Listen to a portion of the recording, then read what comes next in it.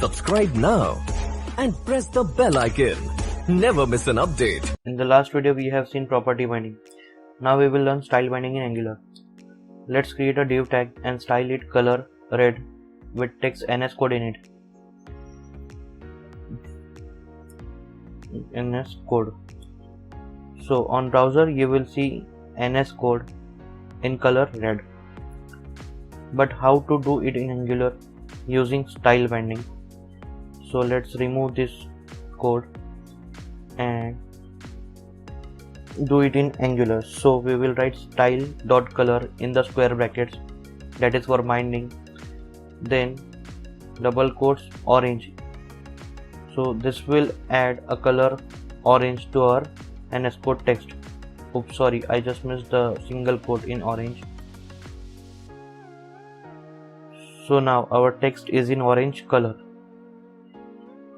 In the same way, we can style our text based on certain conditions using boolean. So let's check how we can do it.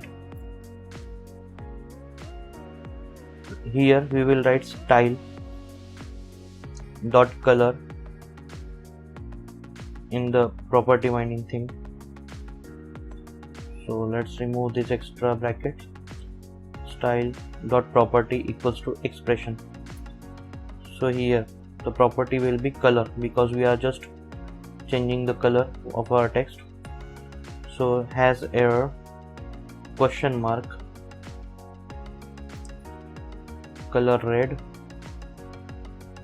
in case if has error is true, or false in case has error is false. So we have used ternary operator here. Now we will create a boolean with name has error in home.component.ts. So by default has error will be having value false with type any. So now if you can see, as we have has error in color as false, oh sorry, I just forgot to add the text. So as has color is false, so the color is green. As you can see on the inspect, the color is now green. Let's try to change has error value to true.